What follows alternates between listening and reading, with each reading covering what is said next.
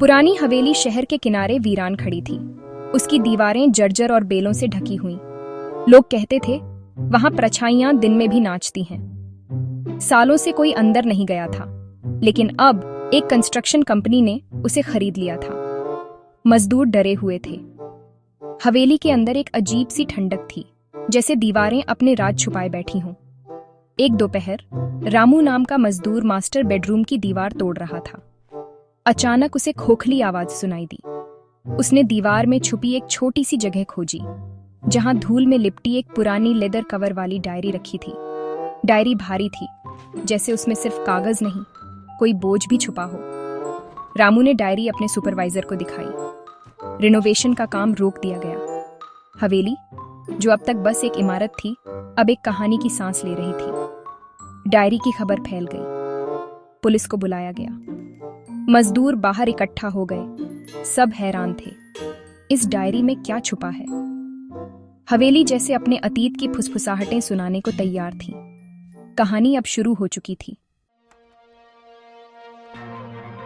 जब कोई केस उलझा हुआ होता था, इंस्पेक्टर अभय सक्सेना को बुलाया जाता था।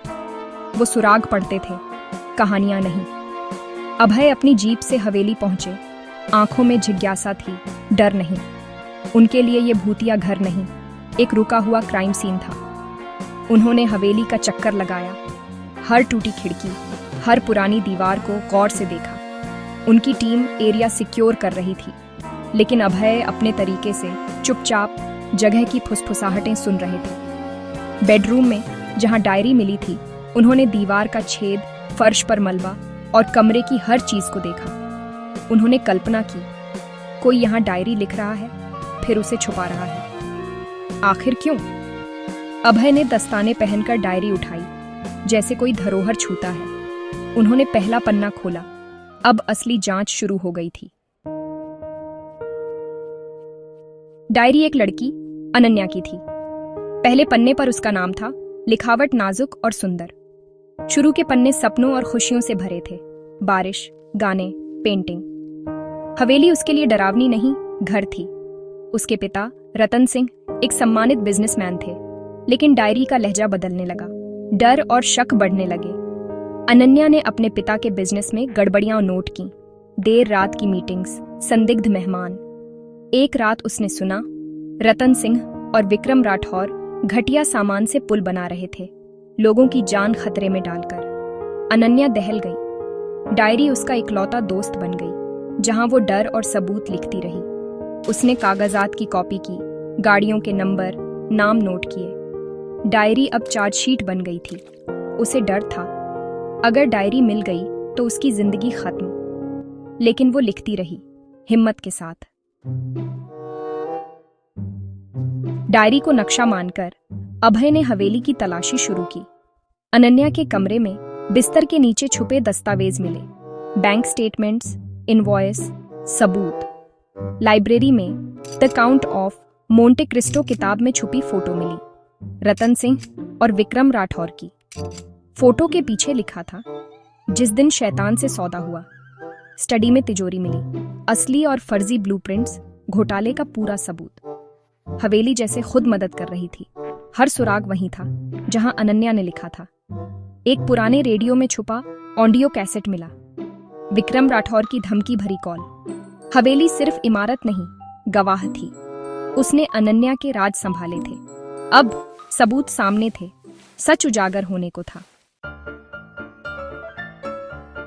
डायरी पढ़ते हुए अभय को अनन्या से गहरा जुड़ाव महसूस हुआ। वो सिर्फ शिकार नहीं, एक जांबाज थी, अपने ही घर में सच के लिए लड़ती हुई। हर दिन उसके लिए संघर्ष था, पिता से प्यार और सच के बीच।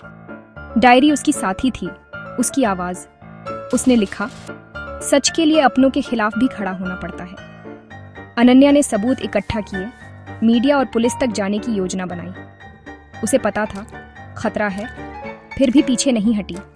उसके शब्दों में परिपक्वता थी, पिता को बचाने की उम्मीद भी। उसने लिखा, शायद सच सामने लाकर मैं उन्हें बचा सकूं। उसकी हिम्मत नफरत से नहीं, प्यार से जन्मी थी। लेकिन दुनिया को उसका नाम कभी पता नहीं चला। वो गायब हो गई।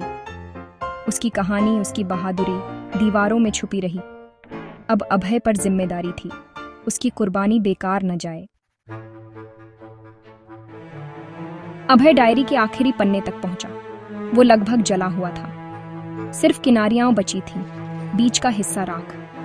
किसी ने जानबूझकर सबसे अहम जानकारी मिटाई थी। ऊपर तारीख थी, वही दिन जब अनन्या पुलिस के पास जाने वाली थी। नीचे एक सिहरन भरी लाइन बची थी, मुझे पता है वो मुझे इस घर से जिंदा जाने नहीं देगा। ये साफ था, अनन्या कभी हवेली से बाहर नहीं निकली। जला हुआ पन्ना इशारा था, यहाँ कातिल का नाम था। अभय के लिए ये अंत नहीं, एक नई शुरुआत थी। अभय ने हार नहीं मानी। उसने डायरी फॉरेंसिक लैब भेजी। इलेक्ट्रोस्टैटिक डिटेक्शन एनालिसिस से जले पन्ने के नीचे दबाव के निशान खोजे गए। टीम ने घंटों मेहनत की, इमेज को बेहतर बनाया। आखिरकार हल्की लकीरों में एक नाम उभरा, रामू, वही मजदूर जिसने डायरी खोजी थी। सारे टुकड़े एक भयानक सच्चाई के साथ जुड़ गए। रामू, जो सबकी नजर में सीधा साधा था, अब शक के घेरे में था। अभय ने फैसला किया, अब सच सामने लाना है। अभय हवेली लौटा, सीधा रामू के पास गया। रामू घबराया हुआ था, उसकी आंखों में डर था। अभय ने शांति से कहा, अनन्या ने आखिरी पन्ने पर तुम्हारा नाम लिखा था, क्यों? रामू ने इनकार किया, लेकिन टूट गया। उसने कबूल किया, वो रतन सिंह का भरोसेमंद नौकर था, उसी रात घर में था। अनन्या की मौत के बाद डायरी और लाश छुपाने में मदद की। उसने आखिरी पन्ना इसलिए जलाया क्योंकि अनन्या ने मदद के लिए उसका नाम लिखा था। उसे डर था खुद फंस जाएगा। सालों बाद अपराध बोध में वो मजदूर बनकर लौटा। डायरी खोजकर अनन्या को न्याय दिलाना चाहता था। अब सच सामने था, हर किरदार बेनकाब। रामू के इकबालियां बयान और सबूतों के आधार पर केस फिर खुला। विक्रम राठौर गिरफ्तार हुआ। रतन सिंह पहले ही अपराध बोध में मर चुका था। रामू को भी जुर्म छुपाने में मदद के लिए पकड़ा गया। अनन्या की कहानी पूरे देश में गूंज गई। वो साहस की मिसाल बन गई। पुल असुरक्षित घोषित हुआ, भ्रष्टाचार का जाल खुला। कई अफसर और ठेकेदार भी गिरफ्तार हुए। अभय ने हवेली के सामने खड़े होकर राहत की सांस ली। उसने अनन्या से किया वादा निभाया।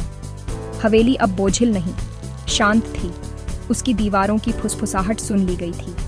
सच चाहे जितना दबे, सामने आ ही जाता है। अनन्या की खोई डायरी उसकी अमर विरासत बन गई। सच और साहस की कहानी।